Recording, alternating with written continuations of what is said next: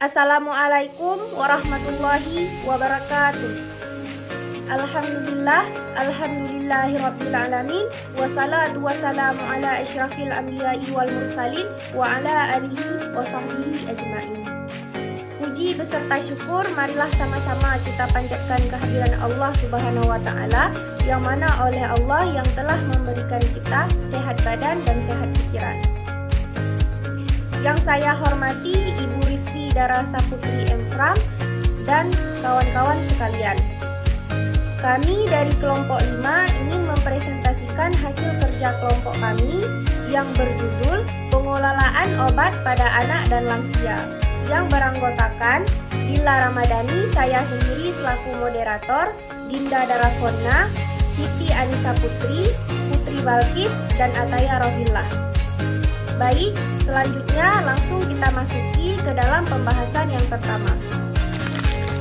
Oke, pada slide yang pertama kita akan menjelaskan prinsip pengelolaan obat pada anak. Pengelolaan obat pada anak adalah proses pemberian obat yang aman, tepat, efektif, dan rasional sesuai usia, berat badan, kondisi klinis, serta pertumbuhan dan perkembangan. Ada 4 dasar pengelolaan obat yang harus perawat ketahui. Yang pertama, dosis sesuai berat badan atau BSA. Yang kedua, memilih kesediaan sesuai usia. Yang ketiga, menerapkan 6 benar pemberian obat.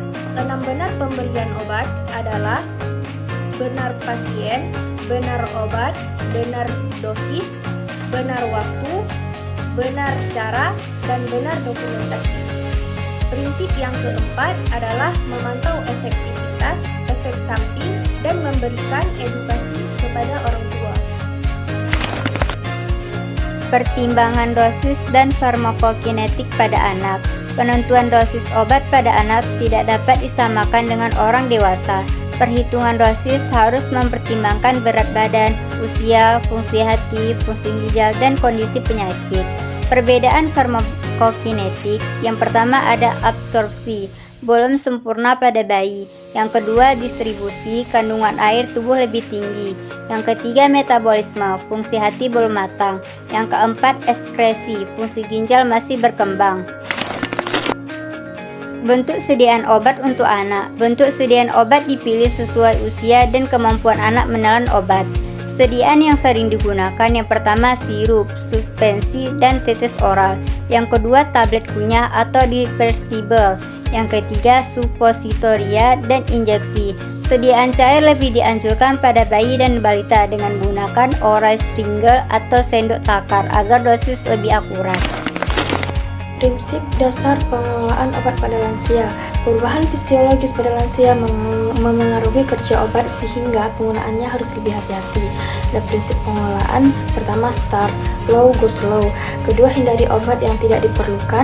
Pilih obat yang paling aman dan efektif. Evaluasi terapi serta pantau efek samping secara berkala. Pertimbangan khusus pada lansia. Dalam pemberian obat pada lansia perlu diperhatikan beberapa kondisi yang dapat mempengaruhi keamanan terapi, antara lain pertama, penggunaan fungsi hati dan ginjal. Kedua, gangguan daya ingat. Ketiga, polifarmasi akibat penyakit kronis. Ada risiko jatuh karena efek samping obat.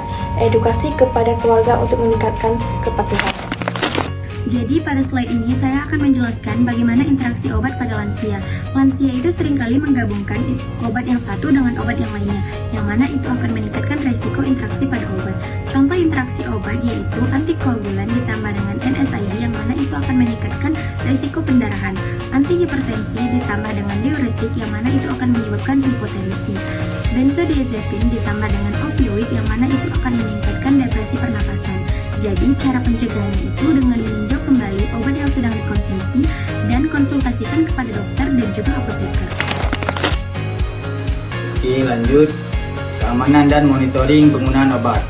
Pertama, keamanan penggunaan obat bertujuan mencegah kesalahan pemberian obat dan menggunakan keberhasilan terapi. Monitoring meliputi 4 bagian. Yang pertama, penerapan 6 benar pemberian obat. Yang kedua, pemantauan efektivitas dan efek samping. Yang ketiga, hasil laboratorium bila diperlukan. Yang keempat, dokumentasi serta keterlibatan pasien dan keluarga. Okey, lanjut tips praktis pemberian obat pada anak dan lansia. Pada anak ada 3 bagian. Gunakan alat ukur obat yang tepat. Yang kedua, berikan obat sesuai jadual. Yang ketiga, jangan mencampur obat tanpa anjuran tenaga kesihatan pada lansia. Yang pertama, gunakan kotak obat harian. Yang kedua, buat jadual minum obat. Yang ketiga, jangan menghentikan obat tanpa petunjuk dokter dan lakukan kontrol rutin.